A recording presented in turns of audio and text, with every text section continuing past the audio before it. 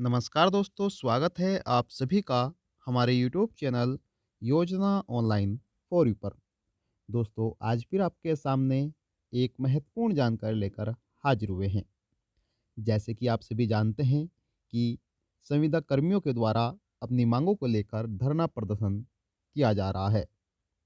तो दोस्तों, सरकार द्वारा एक अहम कदम उठाया जाएगा, जिसमें बताया गया है कि अब नए नियम लागू किए जाएंगे और इन नए नियमों के साथ मानदेय में भी वृद्धि की जाएगी, नई भर्ती भी की जाएगी और जो काफ़ी लंबे समय से धरना प्रदर्शन कर रहे हैं, परमानेंट को लेकर वृद्धि बढ़ाने को लेकर इनके मानदेय में वृद्धि करने के लिए, तो उन सभी की मांगों को पूरा किया जा सकेगा।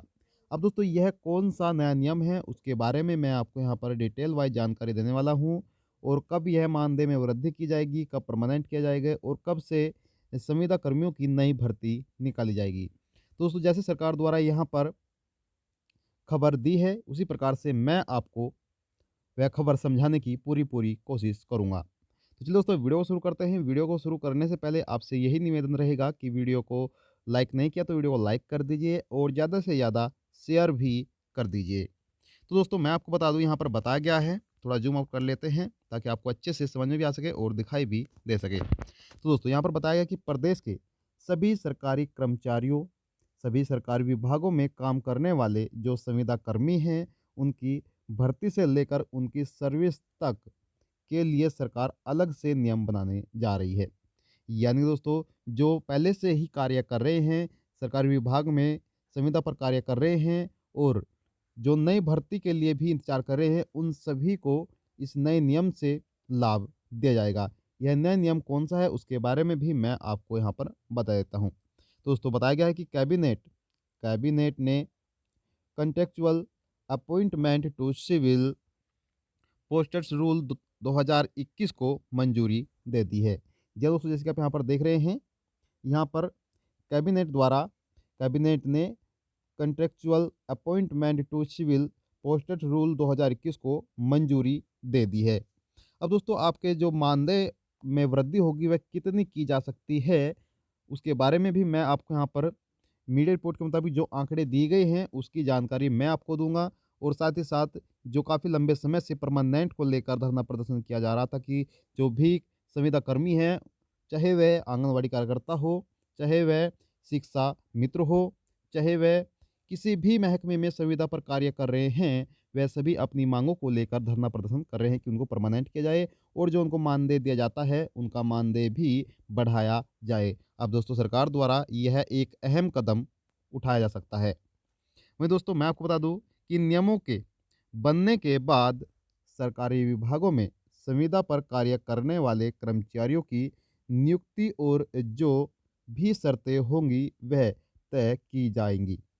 यानी कि जो भी यहाँ पर उनकी शर्तें हैं, जैसे कि आप सभी जानते ही हैं और धरना प्रदर्शन भी किया जा रहा है, मानदेय को लेकर और परमानेंट को लेकर यही इनकी माँगें हैं। तो दोस्तों, बताया गया है कि यह इनकी माँगें भी पूरी की जाएगी, वह तय की जाएगी और पहले से जो काम कर रहे हैं संविदा कर्मी, उनको मानदेय में बढ़ाने का रास्ता भी सरकार द्वारा साफ कर लिया जाएगा। तो दोस्तों, इस नियम से हो सकता है कि काफ़ी जो संविदा कार्य कर्मचारी हैं, उनको लाभ दिया जा सके। वहीं दोस्तों, आपकी जानकारी के लिए बता दें कि सरकार के अलग-अलग विभागों में अभी जो कर्मचारी हैं, इनके जो पहले से ही सरकारी विभागों में संविदा पर कार्य कर रहे हैं, तो उनकी संख्या यहाँ पर 1 लाख से अधिक बताई गई है। यानी कि 1 लाख से अधिक संविदा कर्मी कार्य कर रहे हैं और इन सभी संविदा कर्मियों के लिए अभी कोई नया नियम यानी कि एक नियम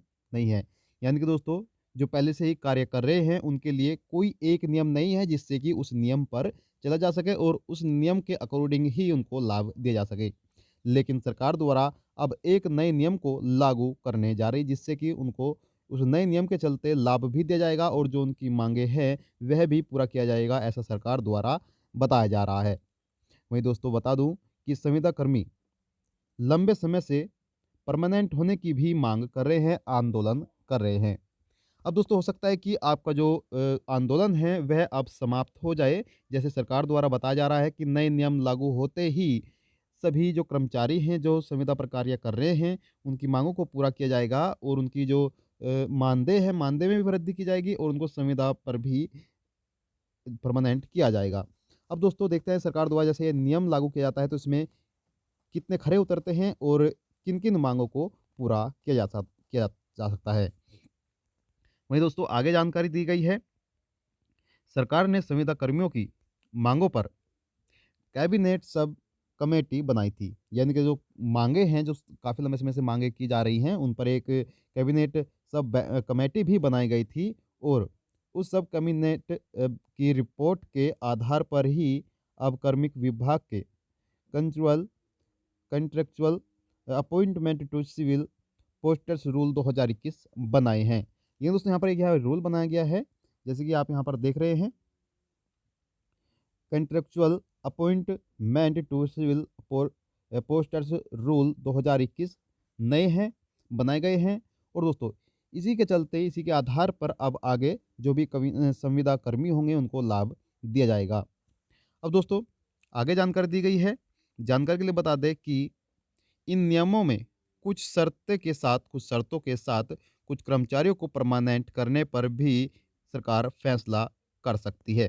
यानी कि जो इन नए नियम यहाँ पर बनाए जाएँगे, यहाँ पर बताया गया है कि जो संविदा कर्मी हैं, जो काफ़ी लंबे समय से माँग कर रहे हैं कि उनको परमानेंट किया जाए। अब दोस्तों यहाँ पर संविदा कर्मी कोई भी हो सकता है, जो संविदा पर कार्य कर रहा है। यहाँ पर आंगनवाड़ी कार्यकर्ता भी हो सकता है, रसोइया भी हो सकता है, सहायिका भी हो सकता है, शिक्षा मित्र भी हो सकता है और भी कई बड़े महकमों में संविदा कर्मी जो है वह कार्य कर रहे हैं और उनकी बस माँगें यही हैं कि सरकार द्वारा उनकी माँगों को पूरा किया जाए और उनको परमानेंट किया जाए और उनकी जो मानदेय है, मानदेय में वृद्धि की जाए। दोस्तों जैसे कि आप सभी जानते हैं, हम पल-पल की खबर आपको दे रहे हैं धरना प्रदर्शन को लेकर भी और जो सरकार द्वारा जो भी फैसले लिए जाते हैं, उसकी जानकारी आपको यहाँ से दे दी जाती है। दोस्तों यहाँ पर सभी की जो माँगें हैं वह सरकार द्वारा अब पूरी की जा सकती हैं। हालाँकि आपको बता दें अभी तक ऐसा कोई निर्णय नहीं लिया गया है जिससे कि दोस्तों जो संविदा कर्मी हैं जो धरना प्रदर्शन कर रहे हैं उनको संतुष्टि मिल सके। ऐसा अभी तक कोई यहाँ पर फैसला नहीं लिया गया है।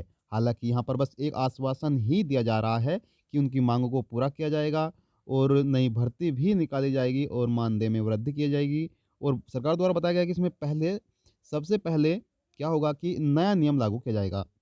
नए नियम लागू होते ही अब इन सभी की माँगों को पूरा किया जा सकता है। वहीं दोस्तों मुख्यमंत्री को कर्मियों ने चिट्ठी भी लिखी है और किस प्रकार से माँग की है। तो चलिए दोस्तों मैं आपको वह भी बता देता हूँ। तो यहाँ पर बताया गया है कि पायलट ने ये लिखी चिट्ठी। तो चिट्ठी में क्या है दोस्तों, वह आप यहाँ पर देख लीजिए। यहाँ पर बताया गया है कि कैबिनेट में संविदा कर्मियों पर नियम की मंजूरी मिलने के बाद, यानी कि जो नियम है, नियम को तो वह जो नया नियम है जैसे कि हमने आपको बताया है, नए नियम को मंजूरी मिल चुकी है और नए नियम को मंजूरी मिलने के बाद पूर्व डिप्टी जो सीएम सचिन पायलट हैं, उन्होंने सीएम को चिट्ठी लिखी है। यानी कि जो पहले ही डिप्टी सीएम सचिन पायलट हैं, उन्होंने चिट्ठी लिखी है और सचिन पायलट ने संविदा पर काम कर रहे राजीव गांधी पाठशाला पैरा टीचर्स, मदरसा पैरा टीचर्स और शिक्षक कर्मियों को नियमित का मतलब इसको परमानेंट करने की मांग करते हुए सीएम को चिट्ठी लिखी है। यानी कि सीएम डिप्टी सीएम जो पूर्व रह चुके जो डिप्टी सीएम हैं, उन्होंने चिट्ठी लिखी है मुख्यमंत्री जी को कि उनकी जो मांगे हैं वह पूरी की जाए और यहाँ पर बताया गया है कि राजीव गांधी पाठशाला पैरा टीचर्स, मदरसा टीचर्स और शिक्षक कर्मियों को परमानेंट किया जाए। इसको चलते चिट्ठी मुख्यमंत्री जी को लिखी गई है। वहीं दोस्तों मैं आपको बता दूं कि यहाँ पर डिप्टी की सीधी भर्ती में बी प्लानिंग एवं एम प्लानिंग योग्यता क्या रहेगी वह भी मैं आपको बता देता हूँ। इस नियम के चलते जो अब आगे नई भर्ती निकाल जाएगी उसमें क्या नियमों के चलते क्या योग्यता होनी चाहिए वह भी मैं आपको बता देता हूँ, जो कि यहाँ पर शिक्षक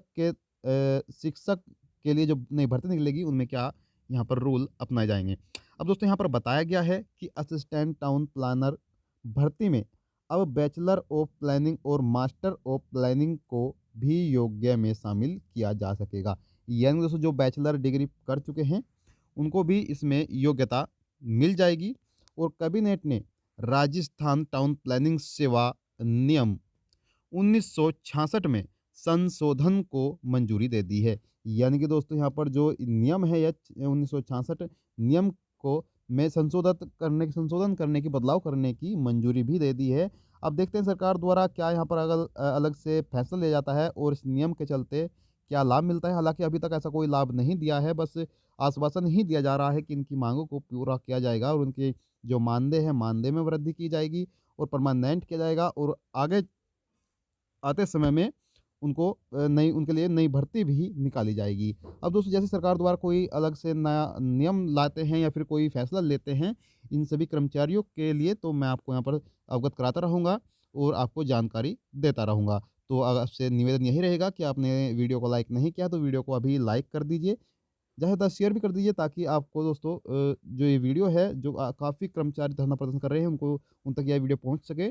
और चैनल को ज़रूर सब्सक्राइब करिएगा जो क्योंकि मैं आपको पल-पल की खबर संवेदन से रिलेटेड देता रहता हूँ और आगे भी देता रहूँगा। जैसे सरकार द्वारा कोई भी फैसला लिया जाता है, किसी भी राज्य से कोई भी फैसला लिया जाता है संविदा कर्मियों के लिए, तो मैं आपको यहाँ पर अवगत कराता रहूँगा। तो दोस्तों ये जो जानकारी है, यह राजस्थान राज्य की है। राजस्थान राज्य में यह नया नियम लागू किया गया है। और भी अगर आप अलग राज्य से है, हरियाणा, पंजाब, उत्तर प्रदेश, बिहार जिस भी राज्य से है तो आप हमें कमेंट बॉक्स में कमेंट कर सकते हैं, आपको जानकारी दी जाएगी। आप चाहते हैं आपसे इजाज़त और मिलते हैं फिर से आपको नेक्स्ट वीडियो में नई जानकारी के साथ। तब तक के लिए दोस्तों जय हिंद, जय भारत।